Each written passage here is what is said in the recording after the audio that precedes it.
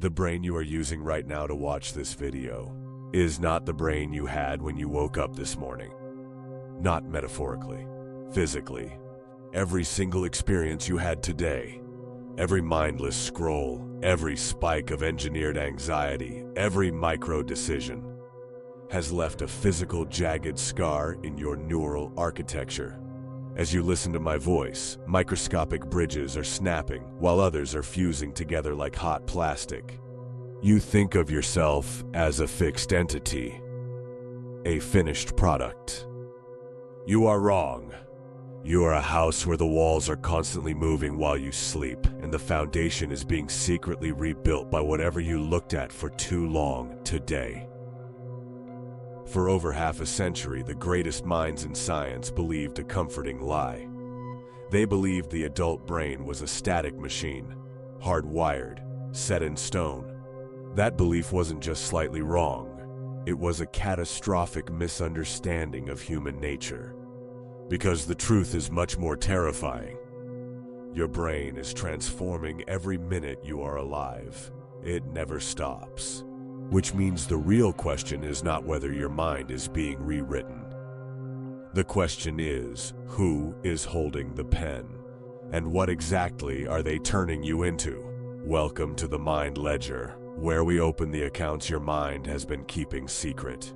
In 1928, Santiago Ramón y Cajal, the father of modern neuroscience and a Nobel Prize winner, signed a psychological death warrant for millions of people. He wrote, "In the adult brain, the nerve paths are fixed and immutable. Nothing may be regenerated." With those 12 words, science locked humanity in a cage. For the next 50 years, if you suffered a stroke, doctors gave up. If you had deep trauma or chronic anxiety, they told you your brain was simply wired that way. You were told you had a ceiling, a final destination, and you had already reached it. But the cage wasn't real. The science was a lie. And the true cost of that error cannot be calculated in money. It is measured in the millions of people who gave up on changing their lives because a man in a white coat told them it was biologically impossible. They died inside the prison of a false sentence. The breakthrough came in the year 2000 in the chaotic streets of London. A neuroscientist named Eleanor Maguire scanned the brains of the city's famous black cab drivers. To get a license, these drivers have to memorize 25,000 streets and thousands of landmarks. No GPS, no maps, just raw human memory. What Maguire discovered shocked the scientific community. The drivers didn't just have more information stored in their heads. Their hippocampus, the physical region responsible for spatial navigation, had grown measurably, structurally larger than the average human brain. The demand placed on their minds had forced the hardware to upgrade itself. The brain had literally manufactured new biological tissue to survive the task. But here is the dark truth that the headlines completely ignored. Your brain is a brutal, hyper-efficient economic system. It operates on a strict rule: use it or lose it. When those London cab drivers retired and stopped navigating, a chilling thing happened. Their hippocampal advantage didn't just stay there. It began to shrink. The tissue dissolved. Your brain does not keep what you stop using. If you spend your days engaged in deep, complex thought, your brain builds a cathedral. But if you spend your days consuming bite-sized, high-dopamine garbage, your brain doesn't just stay the same. It actively cannibalizes the parts of you that were built for deep thinking. It digests its own gray matter to save energy. Right now, your brain is tearing down the structures of who you used to be to make room for who you are being forced to become. In 1949, a simple rule was discovered that explains exactly how this architecture is built. Neurons that fire together, wire together. Think of your brain as a snow-covered mountain.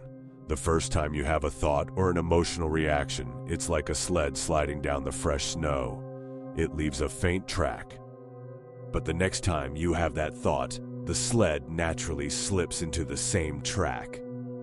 Do it 1,000 times and you create a deep, irreversible canyon. The sled has no choice but to follow it. This is why a master pianist doesn't think about the notes. The pathway is so deep it operates beneath conscious awareness. But the mechanism is blind. It doesn't care if the canyon you are digging is a beautiful skill or your own psychological execution. Every time you feel a micro moment of boredom or discomfort and your thumb reflexively reaches for your phone, you aren't just checking a notification. You are digging the canyon deeper.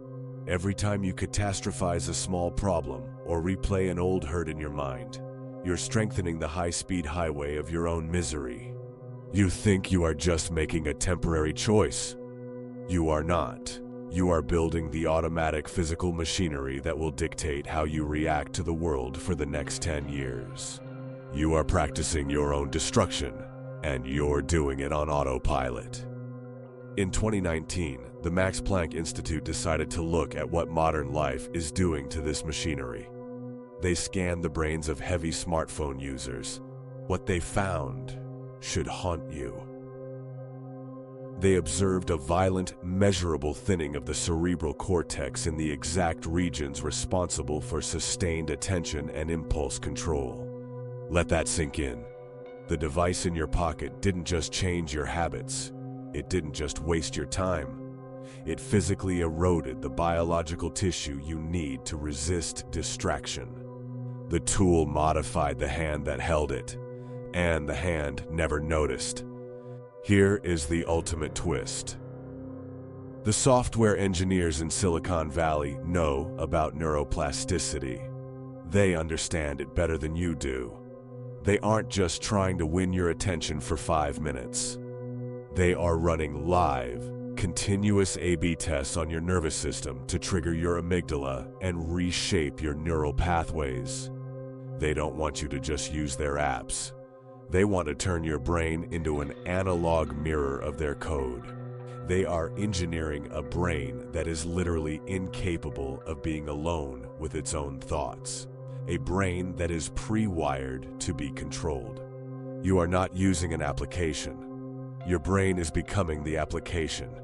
When the self-help industry realized the brain could change, they turned it into a toxic marketing slogan. 21 days to a new you. Just think positive. It is a lie. Neurologically, an old destructive pathway is never truly erased. It doesn't disappear. It just goes dormant, waiting in the dark. The moment you are exhausted, stressed, or terrified, that old canyon is still there, ready to swallow your sled. To fight a machine that is actively thinning your mind, you cannot just use willpower. You have to force the factory to build entirely new raw materials. And the biological reality of how you do that is brutal. First, you have to trigger neurogenesis, the birth of new brain cells. And the only thing proven to reliably unlock that factory setting in adults isn't an app or a supplement. It is intense, sustained physical exertion. You have to force the body into sustained physical exertion to signal to the brain that its current architecture is failing and it needs to grow. Second, you must weaponize friction. You must force your mind into deep, frustrating, agonizingly uncomfortable focus on things that do not give you immediate dopamine. That burning sensation of frustration you feel when trying to read a difficult book or learn a complex skill, that is not failure. That is the physical sensation of an old neural pathway resisting its own demolition. And finally, you have to log out of reality. The human brain cannot rewire itself while the operating system is running. The entire transformation happens during deep, uninterrupted sleep. Sleep is the aggressive night shift where your brain prunes the garbage code, incinerates the toxic metabolic waste of the day, and cements the new roads you tried to build. There is no neuroplasticity without a total system shutdown. If you starve your sleep, you are leaving the construction site completely abandoned. Philosophers have long argued over a paradox known as the ship of Theseus. If you replace every single wooden plank on a ship, one by one, until not a single original piece remains, is it still the same ship? Look at your hand again. Look at the screen. If your memories are constantly being re-edited, if your cortex is being thinned by algorithms, and if your neural connections are being replaced piece by forces outside your control, are you still the same person who started watching this video? Or are you just a walking avatar for the last 500 pieces of media you consumed? You are looking at the mechanism while the mechanism is running. You are aware of the strings while they are pulling you. And that is the only vulnerability the system has. Because a machine that realizes it is a machine is no longer just a machine. Somewhere beneath the highways that were built without your permission, there is still a quiet spark that can ask these questions. The construction is not complete. The ledger is still open, and the ledger never lies.